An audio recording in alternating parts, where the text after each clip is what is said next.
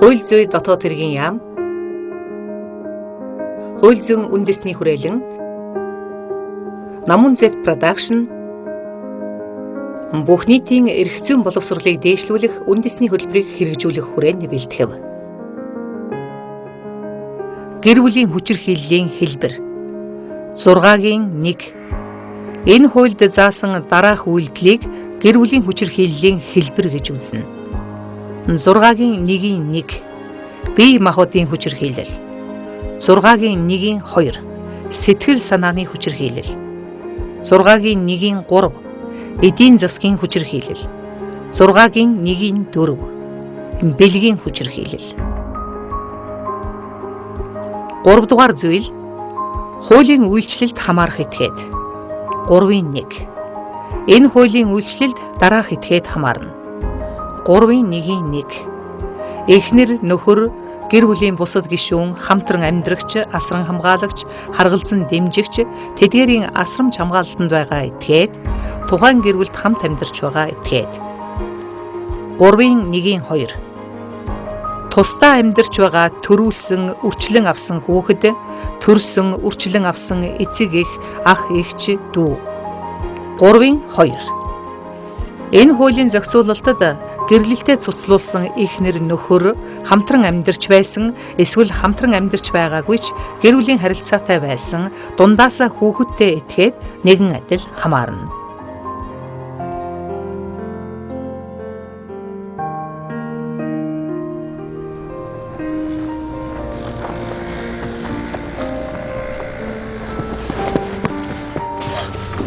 Замаарта. Уучлаарай хичээ.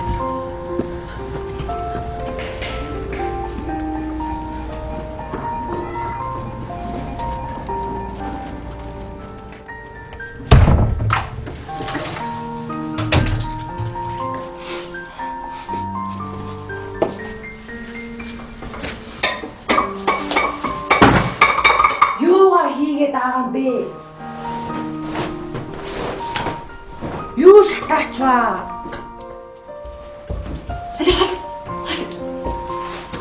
Хайр түмпөө. Би энийг заахгүй ч махаад болоход нь штэ. Көөрн танаа хүү нэг төрөг олж ирж байгаа мó? Үгүй ээж нь бохны ажлаас нэрэхтэн хоол цагаан хийчихэл байж гэж бодоол. Юуч битгий хүр. Юуч битгий хий. Би ер нь танаас гуйгаагүй үсттэй. Надад л гай болохоо болчих. Миний тэтгэврийн мөнгөний зээлийн хугацаа дуусах болж байгаа боллоо. Та Монгол явах цаа. Үгүй. Хулан талны гутлаад өчтгийн билүүл гэж бодоол. Яасан танаас мөнгө асуугаа юу? Үгүй. Гоогүй. Энд ч одоо эмэгтэй хүүхдийн чинь гутал нь ингэхэн шүү дээ.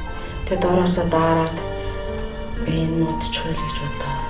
Аав ээж нь мал хойтой хүмүүс. Таньхан зохиндоо гутал аваад хүчгэл хэлэх үү дээ. Тэгэхээр чи дахиад зээлмэл авах гэж байгаа. Тэр гутал басаагүй. Алаа тайван гар. Гар.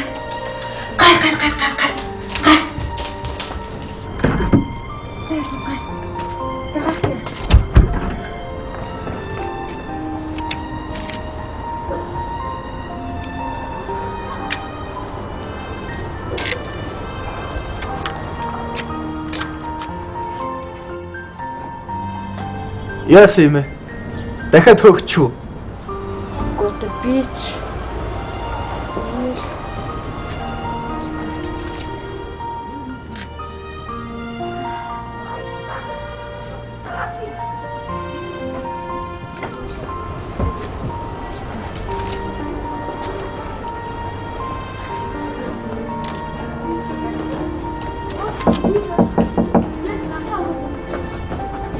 Ээж нь баараад байна минийхөө.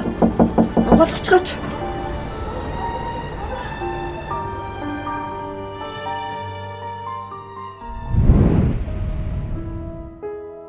Энэ хуулийн 3 дугаар зүйлд заасан этгээд энэ хуулийн үйлчлэлд хамаарах хүний хүсэл зоригийн эсрэг тодорхой үйлдэл хийх, эсвэл хийхгүй байхыг албадах, үл хайхрах, гүтгэх, мөрдөн мушгих, занал хийлэх, бусадтай харилцахыг хязгаарлах, гутаан доромжлох болон бусад хэлбрээр сэтгэл санааны шаналл үүсгэснийг сэтгэл санааны хүчирхийлэл гэнэ. Тэрээр Брексит үжилбэ төлөвлөгөөгөө эх 7 Хэцүү ч юм аа да. Яаж юм? За Мэйгийн хувьд бол Европын холбоо Энэ хажуулын шулам шиг хөөхөн. Дахиад нөгөө хөгшнийг хөвөд гаргачих. нэгдмэл бодолтой Яа. болох тул тэдний санаа Халуун дуунаар байсан бол яа гэсэн. байр суурийг хэлж байна. Хөхөө өвлийн хөдөнд таны төрчүүл яа. Холбооны гишүүд та Өөртөө хөгшөрөхгүй юм шиг л байх юм. санал хураалт явуулах хэрэгтэй. Хөөе. Гэтэ бид Ингээд хилдэг газар нь хэлэх үү? илүү сайн нөхцөлтэй хэрэг Ядаргаа. дахиад яриа хэлэлцэх хийх. Тэгэл бөө юм болно. Амьд хүнийг ирж явахаар өксөний дэр бол гэдэг үстэй. Хуульд өөрөөр заагаагүй бол иргэн хуулийн этгээд гэр бүлийн хүчирхийлэл үйлдэгдсэн эсвэл үйлдэгдэж болзошгүй нөхцөл байдлын талаар цагдаагийн байгууллагад цагдаагийн албан хаагчийн эзэг үед сум багийн засаг даргад мэдээлж болно. 23-7 холбогдох албан тушаалтан ажил үргэн гүйцэтгэх явцдаа хохирогч, гэрч мэдээлэл өгсөн этгээдийн талаарх мэдээллийг задруулахыг хориглоно. Тооцооны болж байна арай. Өөд.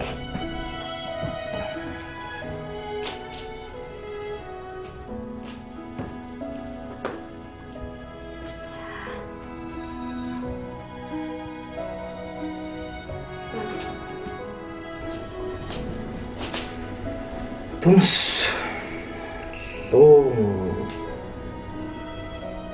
Энэ ч өнгөрсөн 7 хоногийн хойштой арай.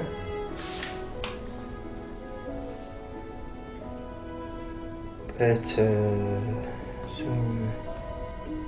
маханд орсон юм уу? Харин тийм байлээ.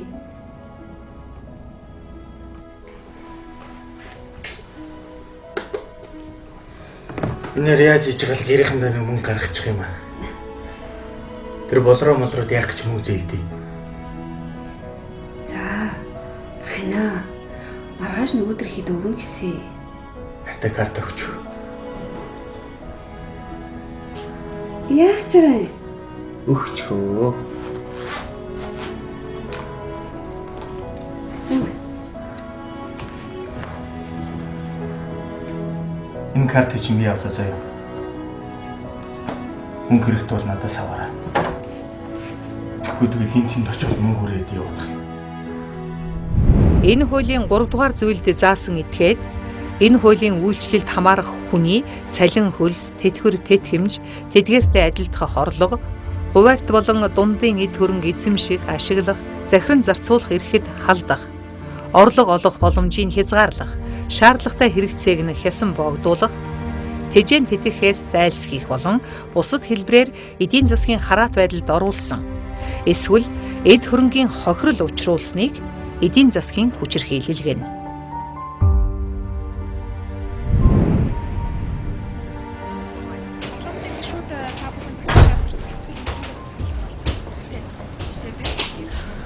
Ба, надад пяз арахгүй гинэ. Ой, наашаа. Ишээ зогс. Чи тэгээд эвтэйхэн шиг хилээд авчиж болоогүй юм уу? Үгүй аа харин 21 нас хүрээгүй нь пяз арахгүй гинэ. Тэгээд эвтэйхэн шиг гуйгаад авчиж болоогүй юм уу? Хүүхэд гэмт хэрэг зөрчил, хүчирхийлэл, бие махбодын шийтгэл, сэтгэл санааны дарамт, үл хайхрах байдал болон мүлжилгийн альва хэлбрээс нийгмийн бүх орчинд хамгаалагдах хэрэгтэй.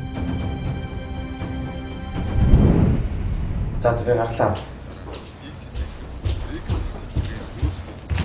Маш юм аа.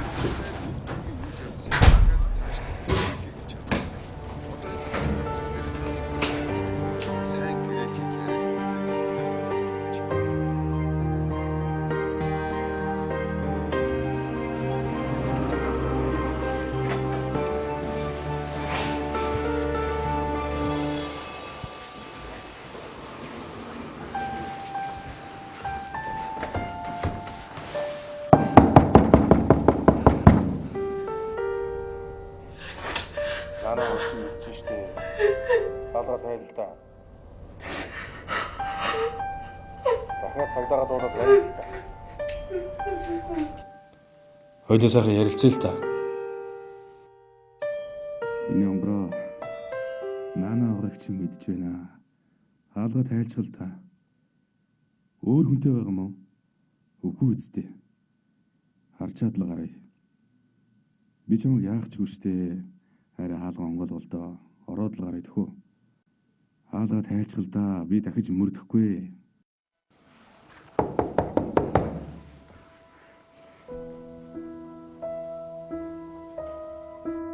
За хаалга тайл та. Энэ хуулийн 3 дугаар зүйлд заасан этгээд энэ хуулийн үйлчлэлд хамаарах хүний хүсэл зоригийн эсрэг тодорхой үйлдэл хийх, эсвэл хийхгүй байхыг албадах, үл хайхрах, гүтгэх, мөрдөн мөшгөх, занал хийлэх, бусадтай харилцахыг хязгаарлах, гутаан доромжлох болон бусад хэлбрээр сэтгэл санааны шанал үүсгэснийг сэтгэл санааны хүчирхийлэл гэнэ.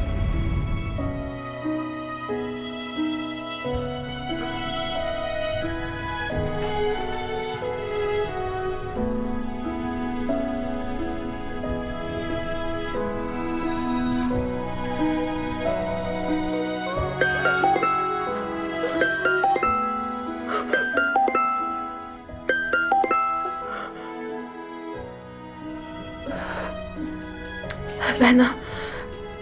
Байна сайн байна уу? Тогтох ээж үү? Тийм байна.